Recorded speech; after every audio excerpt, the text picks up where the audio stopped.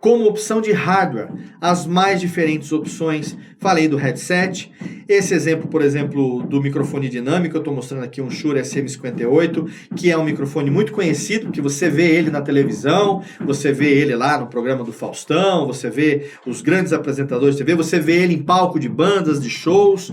É um microfone dinâmico que não é muito barato, mas se você procurar microfone Shure SM58, que é esse, ou microfone padrão SM58, você vai encontrar uma série de marcas, como Behringer, como Leson, como uma série de outras marcas que fazem microfones que são no padrão do SM58, que é um microfone dinâmico, que não exige alimentação, porque ele pode ser conectado direto no seu amplificador, no seu gravador, e você vai ter esse som gerado para você. Agora, existem microfones, como esse outro exemplo, por exemplo, do lado esquerdo, que são microfones condensadores.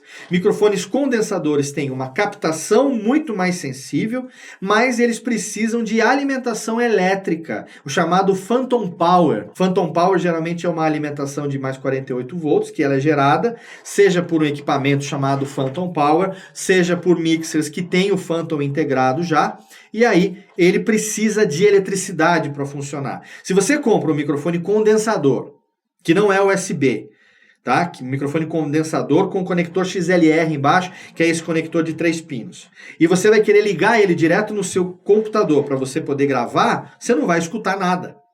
Você vai falar, nossa, meu microfone está quebrado. Não, o microfone não está quebrado. Você não pode pegar um microfone condensador, sem alimentação, pegar um cabo XLR ou um cabo P10, que é aquele bananão que a gente chama, e jogar ele com um adaptador P2, que é aquele bananinha padrão de fone de ouvido, direto no seu Windows, no seu Mac, sei lá, e querer que ele funcione, porque ele não vai funcionar. Não tem alimentação elétrica passando por aquele cabo. Para isso você precisaria de um microfone dinâmico ou de um microfone condensador que fosse USB, porque aí sim o cabo USB ele vai alimentar eletricamente esse microfone e ele vai poder então ser captado pelo seu computador. E também uma opção hoje cada vez mais utilizada, principalmente para quem produz podcast com muita gente em volta de uma mesa, para quem quer ter um setup básico que hoje está muito mais barato do que já foi no passado, é utilizar um mixer. Por exemplo, se você tem 4 pessoas para gravar presencialmente, você consegue facilmente comprar um mixer da Yamaha ou da Behringer de 4 canais, como esse exemplo que eu usei durante muitos anos, que é um X1204 USB da Behringer, que você encontra hoje aqui no Brasil na faixa de mais ou menos uns 500, 600 reais mais ou menos. Lá fora é muito mais barato para você comprar, inclusive mixers muito melhores do que esse, mais simples até, que já permitem que você grave diretamente nele em canais separados, mas são opções de hardware que você pode ter para você poder fazer a captação do seu podcast. Se você vai gravar com as pessoas remotamente, via Skype e via Hangout, não vai ter captação em loco onde você está, captação ali presencial onde você está. Você só vai participar como integrante do podcast, que alguém do outro lado vai estar captando, e não tem preocupação tanto com a qualidade de quem vem via Hangout ou via Skype, não vai ter captação ali presencial. Aí você pode investir num desses, por exemplo, que é o famoso LX3000 da Microsoft, como muito comum, muita gente utilizou e utiliza ele até hoje, que tem um áudio legal, um áudio bacana, tem muito headset gamer que tem uma qualidade de áudio muito melhor do que a dele, mas o custo-benefício dele, se você quer, já que ele vai estragar a sua voz mesmo para transmitir via Skype ou via Hangout, um desses, se você só vai participar como integrante remotamente, é mais do que suficiente para um setup de gravação remota.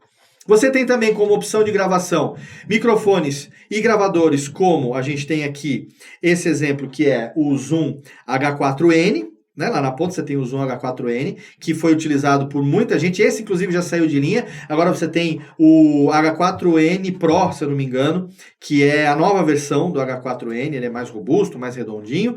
Esse do meio é um Samsung USB, condensador também, uma opção muito bacana se você vai gravar sozinho ou se você pretende, inclusive, gravar remotamente. Você pode matar o headset comprando um microfone desse, qualquer um desses, na verdade, com um fone de ouvido e esse microfone conectado como interface de áudio, seja no seu Mac, seja no seu Windows, eles funcionam em ambas as plataformas, ou você pode, se quiser investir um pouquinho mais e ter um pouco mais de versatilidade, investir no H6, por exemplo, que é um microfone com gravador, que também é mixer, permite que você conecte até 4 microfones externos XLR nele ao mesmo tempo. Tem essa cabeça escamoteável que você pode trocar esses microfones em padrão XY, o microfone bolinha de padrão de captação mono, tem um padrão de shotgunzinho também. Você vê muita gente utilizando ele no YouTube para gravar vídeo, por exemplo, se você vê o vídeo dos fundos da porta, que é os bastidores do pessoal do Porta dos Fundos, você vai ver eles utilizando esse tipo de gravador, tanto o H6 quanto o H4N, com essas cabeças,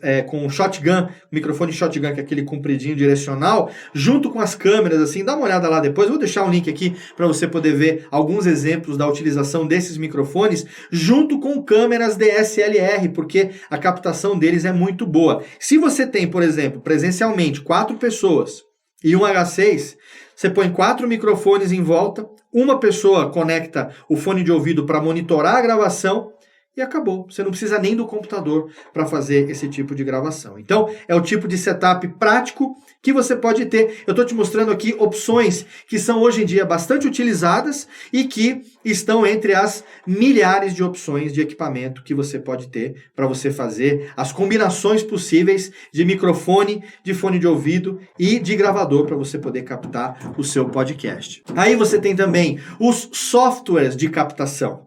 Porque se você vai captar e não vai ser num gravador, então, se você não vai ter lá um H6, um H4 ou um outro gravador, ou mesmo da Tascam, tem uma série de outros. Eu estou dando esses exemplos porque são exemplos que eu uso. Lembra que eu falei que eu uso no meu dia a dia? Eu tenho esses equipamentos, eu já usei em algum momento da minha carreira esses equipamentos, então eu estou recomendando eles aqui porque são equipamentos que eu já vi, já sei, já fiz funcionar e eu utilizei eles no meu dia a dia ou ainda utilizo alguns deles. Agora, se você não vai ter um hardware ali de captação, você então precisa pensar num software de captação. E aí você tem também uma infinidade de softwares, seja para Windows, seja para Mac, né, para OS. Você tem aqui, por exemplo, eu estou dando um exemplo aqui do Audacity, que é muito utilizado ainda por muita gente. É um software gratuito, então você pode simplesmente jogar Audacity no Google, provavelmente vai ser o primeiro resultado e você vai poder fazer o download dele. Eu particularmente usei muito pouco tempo na época da escola de rádio, depois eu não usei mais, eu passei a utilizar o Vegas, e você tem aqui alguns outros exemplos de aplicativo que você pode utilizar para fazer a captação. Esse da extremidade esquerda aí do teu vídeo, que você está vendo, é o Audio Hijack Pro, que está logo embaixo aí do 4.4, é o Audio Hijack Pro, que é a melhor opção hoje para captação quem capta em Mac.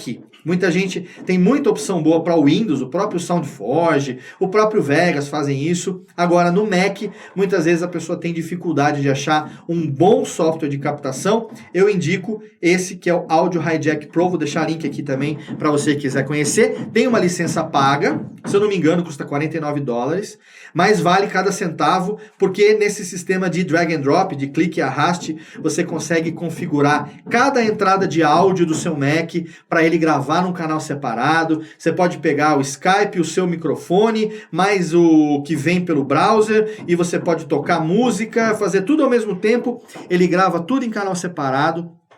Também pode gravar tudo numa faixa mixada, e aí no final você escolhe o que você quer utilizar na sua edição. É legal que você tenha opção para depois, na hora da edição, você poder saber como lidar com esse áudio da maneira mais versátil possível. E aqui, para gravar conferências, se você vai gravar com pessoas remotamente via Hangout ou via Skype, é importante que você utilize os aplicativos que sejam fáceis das pessoas acessarem. Às vezes a pessoa tem lá um aplicativo que exige um login, uma senha, um código disso, daquilo, que é proprietário e tal. Tem muita gente que usa o Discord.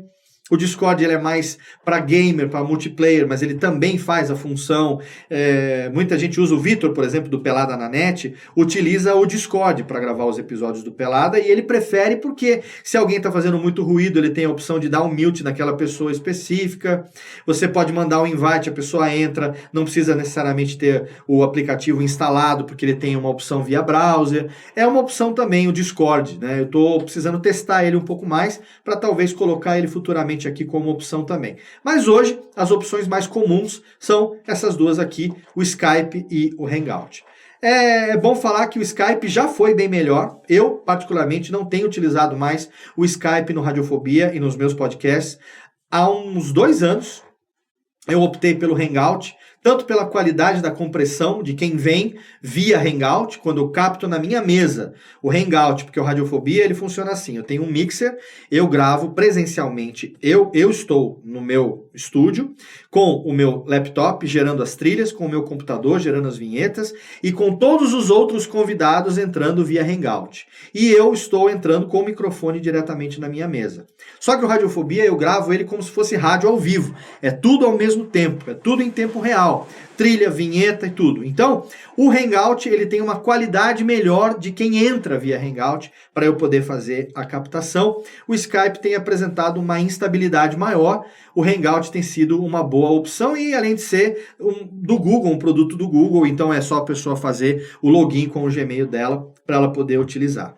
São as duas opções mais comuns para esse formato de gravação. Eu chamei de gravação de conferências, mas é aquele tipo de gravação remota. Se você tiver pelo menos uma pessoa que não está fisicamente ali gravando, vai ter que entrar remotamente, está todo mundo aqui em São Paulo e o cara está no Rio de Janeiro, esse cara vai ter que entrar através de um comunicador. Então, o Skype e o Hangout são as melhores opções.